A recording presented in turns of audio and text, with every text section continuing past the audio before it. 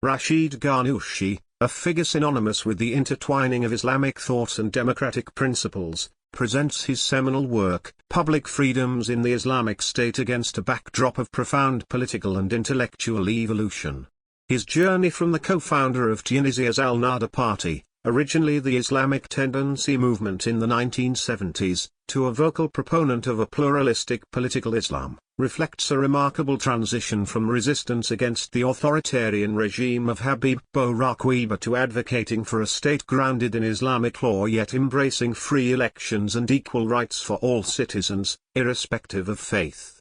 This book emerges not only as a testament to Ghannouchi's scholarly rigor during his imprisonment in the 1980s but also as a beacon of his later experiences in the UK, where he furthered his vision of a Muslim democracy. In Part 1 of Rashid Ghannouchi's book, entitled Human Rights and Freedoms in Islam, the key argument is that the Universal Declaration of Human Rights, in its broad outlines, should be widely accepted by Muslims under the correct interpretation of Islamic law and theology. Ghannouchi posits that justice and human welfare are not exclusive to Islamic governance and that the objectives of Islamic law can be advanced in multiple ways. He advocates for a theory of the purposes of Sharia that aligns with the principles of human rights and freedoms, suggesting that these values are inherent and not in conflict with Islamic teachings. In Part 2 of his book, entitled Rights and Political Freedoms, Ghannouchi's main point revolves around the idea that Islamic governance is inherently compatible with the principles of political rights and freedoms as understood in modern democracies. He argues that an Islamic state, guided by the principles of Sharia, should not only recognize but also actively protect the political rights of its citizens. This includes the right to participate in free and fair elections, freedom of expression and assembly, and the right to form political parties and civil society organizations. Ghannouchi emphasizes that these rights are not concessions granted by the state but are fundamental rights that the state is obligated to uphold and protect. Ghannouchi delves into the philosophical underpinnings of human rights within Islam, exploring their connection to modern declarations and constitutional law. He asserts that political freedoms are inherent rights recognized by the state, encompassing the right to elections, free press, assembly, political participation, and protest. The chapter also references the Universal Declaration of Human Rights as a model for nations, emphasizing the people's sovereignty and the expression of political authority through periodic and genuine elections. Ghannouchi further illustrates these principles through the Tunisian constitution, highlighting the democratic foundations of the Islamic State as envisioned in his scholarly work. In the third section of Rashid Ghannouchi's book Public Freedoms in the Islamic State, the author discusses the safeguards against injustice and the public freedoms within the Islamic system. Ghannouchi addresses the concept of despotism and the fundamental principles for resisting oppression in an Islamic state, providing practical perspectives on this matter. He touches upon modern politics and systems, public oversight, the contract of leadership, and the principle of separation of powers. He emphasizes the importance of Islamic law in setting guarantees to protect individuals from injustice and to enhance public freedoms within the Islamic system.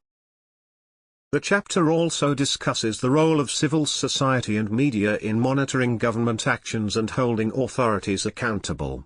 Ghannouchi's arguments are rooted in the belief that an Islamic state, true to its principles, must inherently oppose any form of despotism and uphold the dignity and freedom of every individual. Ghannouchi insists that public freedoms are not merely theoretical concepts but are rights that must be applied and protected in practice.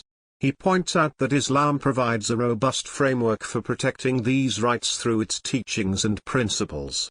Ghannouchi considers that Islamic law offers a comprehensive system of freedoms that can serve as a model for other states.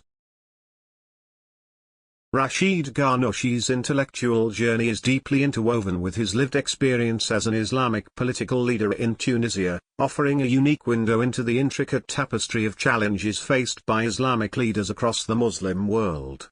Ghannouchi's leadership of the Al-Nahda party and his active role in Tunisia's transition to democracy post-Arab Spring have endowed him with first-hand insights into the delicate balance between Islamic principles and contemporary governance. His work thus serves as a critical resource for understanding the broader socio-political dynamics that Islamic leaders must navigate, as they seek to reconcile traditional values with the exigencies of modernity and pluralism. Ghannouchi's narrative is emblematic of a larger discourse, reflecting the aspirations, tensions, and aspirations that define the political landscape of the Muslim world today. While Islamist thinkers like Rashid Ghannouchi have demonstrated a capacity to reconcile modern political concepts with Sharia and Islamic values, there is an ongoing critique regarding their ability to offer practical guidance for transforming the deeply entrenched socio-political structures of Muslim societies where oppression is pervasive. The intellectual discourse often remains at a theoretical level, with a rich body of work on the compatibility of Islam with democracy and human rights, yet there is a noticeable gap when it comes to actionable strategies for societal change.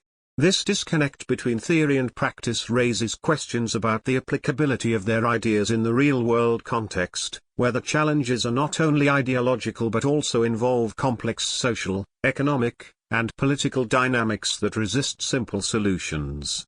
The task of uprooting systemic oppression and initiating reform within Muslim societies requires not just a reimagining of governance through an Islamic lens but also a pragmatic approach to address the multifaceted nature of power and its abuses. In conclusion, Ghannouchi's Public Freedoms in the Islamic State stands as a seminal work that encapsulates the intellectual and practical struggles of reconciling Islamic governance with modern political ideals.